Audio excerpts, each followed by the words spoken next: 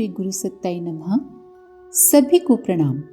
पिछले वीडियो में हमने सुना, अगर मन नियंत्रण में नहीं है तो शांति नहीं मिल सकती, और शांति के बिना सुख कहाँ। जिसका मन नियंत्रण में है वो मानसिक रोगों से मुक्त रहेगा, और मानसिक रूप से प्रसन्न व्यक्ति हमेशा स्वस्थ रहेगा। मन को नियंत्रित करने में सबसे बड़ी बाधा है मन की चंचलता और सुख भोग की कामना। सुख भोगना, सुख की कामना गलत नहीं है, पर भोग में इस तरह से लिप्त हो जाना कि मनुष्य जीवन के महानतम लक्ष्य आत्मोन्नति को भूल जाना, ये गलत है। विषयों को भोगें पर साथ ही आत्मोन्नति के प्रयास भी करते रहें। इस तरह प्रयास करने से मन की रुचि विषयों से कम होने लगेगी, और किसी जीवन में ऐसा भी होगा जब सांसारिक सुखों से हटकर मन ईश्वर के शरणागत हो जाएगा। बहुत से लगनशील साधक मार्गदर्शन के अभाव में अपनी सुख भोग की लालसा से गलत ढंग से संघर्ष करने लगते हैं। वो ऊपर से तो संसार को छोड़ देते हैं, पर मन ही मन बहुत आसक्त रहते हैं विषय भोगों में। अपनी तत्परता में वे अपनी हानि करने में भी नहीं हिचकते, परंतु ऐसा प्रयास व्यर्थ है, क्योंकि भले ही वे अपनी लगन में सच्चे हों, किंतु अंत में उनकी हार हो जाती है। जब श्री रामकृष्ण परमहंस से पूछा गया कि काम क्रोध आदि रूपी षड रिपुओं से छुटकारा कब मिलेगा, तो उन्होंने उत्तर दिया, जब तक इन वासनाओं की दिशा संसार और उसके विषयों की ओर होती है, तब तक वे शत्रु के समान बर्ताव करते हैं, परंतु जब इन्हीं वासनाओं को ईश्वर की ओर मोड़ दिया जाता है तो वे मनुष्य के सर्वश्रेष्ठ मित्र बन जाते हैं, क्योंकि वे उसे ईश्वर की ओर ले जाते हैं। सांसारिक विषयों की कामना को ईश्वर को पाने की कामना में बदल देना चाहिए। मनुष्य दूसरों के प्रति क्रोध का जो भाव रखता है, उस भाव को ईश्वर की ओर ये कहकर मोड़ देना चाहिए कि प्रभु, तुमने दर्शन नहीं दिए, मैं तुमसे गुस्सा हूँ। अन्य वासनाओं के साथ भी इसी तरह से किया जाना चाहिए। ये वासनाएं समाप्त नहीं की जा सकती, पर इन वासनाओं को संस्कारित किया जा सकता है। इन वासनाओं को मनुष्य की तरफ से ईश्वर की ओर मोड़ा जा सकता है।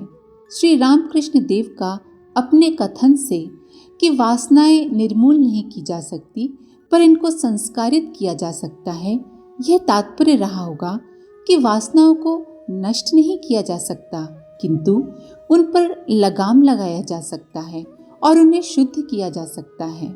यदि हम अपनी वासनाओं को निम्न चीज़ों में लगाएं तो हम निम्न स्तर पर ही रहेंगे, और अगर उन्हें उच्चतर लक्ष्यों में नियुक्त करें तो हम ऊपर उठ जाएंगे।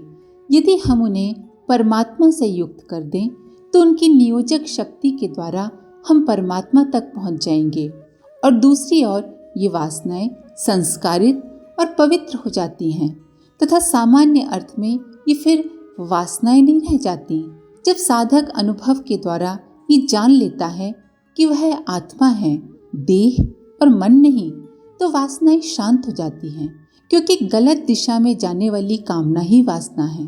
दूसरे शब्दों में, हम कामना को जैसी दिशा प्रदान करते हैं उसके अनुरूप वो हमारी मित्र या शत्रु बन जाती है। जब कामना ईश्वर को अपना लक्ष्य बनाती है तो ये कामना ही मुक्ति और आनंद का साधन बन जाती है, पर जब वो अनित्य की ओर अर्थात संसार की ओर जाती है तो उससे बंधन और दुख ही हाथ लगता है। वेदांत मनुष्य की इस सुखेषणा का मूल उसके तात्विक स्वरूप में पाता है। मनुष्य की स्थिति आनंद में ही है, उससे उसे कभी अलग नहीं किया जा सकता। अर्थात जैसे कस्तूरी मृग अपने अंदर बसी कस्तूरी को बाहर ढूंढता रहता है, उसी प्रकार मनुष्य अपने अंदर के आनंद को बाहरी सांसारिक वस्तुओं में, सांसारिक रिश्तों में ढूंढता है। आनंद से ही, प्रेम से ही सब प्राणी उत्पन्न होते हैं। उत्पन्न होने पर आनंद के द्वारा ही, प्रेम द्वारा ही जीवित रहते हैं, और प्रयाण करते समय आनंद में ही समा जाते हैं। वह परमात्मा ही प्रेम है, वह परमात्मा ही आनंद है जिसके हम सब अंश हैं। मनुष्य की सत्ता का मूल आनंद होने के कारण मनुष्य में सहज रूप से आनंद के साथ एक होने की सहज प्रेरणा रहना स्वाभाविक है। किंतु जब मनुष्य अज्ञान में होता है और देह मन के साथ अपने को एक मानता है, तब वो आनंद को उसके वास्तविक स्थान अर्थात आत्मा में न खोजकर अज्ञानवश गलत जगह शरीर और मन में खोजता है, संसार में खोजता है। आनंद को ये जो गलत स्थान पर खोजना है वो हमारी सुख की लालसा एवं उससे पैदा होने वाले बंधन को जन्म देता है। भोग की कामना ही जन्म मरण के बंधन का कारण है। आनंद सुख नहीं है, आनंद सुख और दुख दोनों से परे है। उसे शरीर और मन के स्तर पर कभी भी अलग नहीं किया जा सकता। मनुष्य का मूल स्वभाव उसे आनंद की खोज में प्रेरित करता है। जब वो उसे भौतिक और मानसिक स्तरों पर खोजते खोजते थक जाता है, तब अंत में अपनी आत्मा में उसका पता पाता है। तब वह उपनिषद की शिक्षा की सत्यता का अनुभव करता है। सुख तो असीम में है, परमात्मा असीम है। अल्प में सुख नहीं है, ये संसार अल्प है। इस सत्य के ज्ञान के लिए ये आवश्यक है कि मनुष्य एक न एक दिन ये समझ ले कि आनंद सुख और दुख दोनों से भिन्न है एवं उसकी प्राप्ति के लिए उसे अपने मन को वश में करना होगा तथा अपनी सुख पाने की इच्छा को एक उच्चतर दिशा देनी होगी। मनः संयम की इच्छा ही पर्याप्त नहीं है, हमें मन के स्वभाव के संबंध में भी कुछ ज्ञान रखना चाहिए।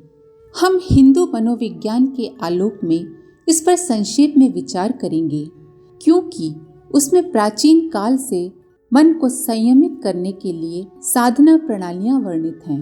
हिंदू मनोविज्ञान को विज्ञान की श्रेणी में रखा जाता है, क्योंकि हमारे ऋषियों ने समुचित प्रयोगों और जांच पड़ताल के द्वारा मन के पूर्ण संयम के लिए तरीके खोज निकाले हैं, जिनके अंत में जाकर पूर्णता या ज्ञान की प्राप्ति होती है। स्वामी विवेकानंद जी ने विवेकानंद साहित्य में हिंदू मनोविज्ञान की जैसी व्याख्या की है, उसके आधार पर हमारे इस स्थूल शरीर के भीतर एक सूक्ष्म शरीर है, उसी को हम मन कहते हैं। ये स्थूल शरीर मानो मन की बाहरी परत है।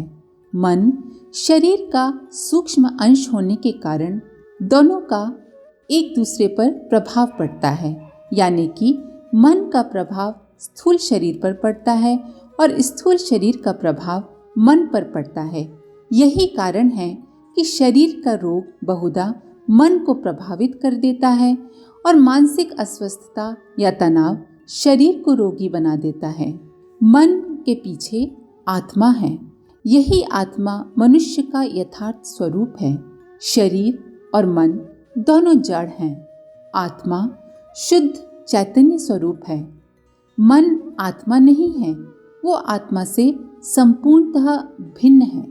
यदि विज्ञान की एक उपमा लें तो कहेंगे कि जड़ पदार्थ और मन में अंतर केवल कंपन यानी कि वाइब्रेशन की गति में है।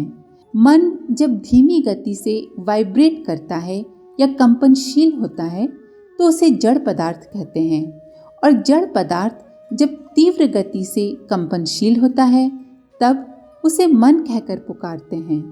अन्न जड़ है, मन जड़ से बनता है।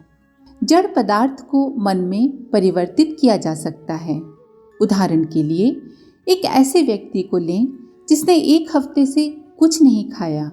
उसका केवल शरीर ही दुर्बल नहीं होगा, किंतु उसका मन भी बड़ा रीता सा हो जाएगा, सूखा सूखा सा हो जाएगा।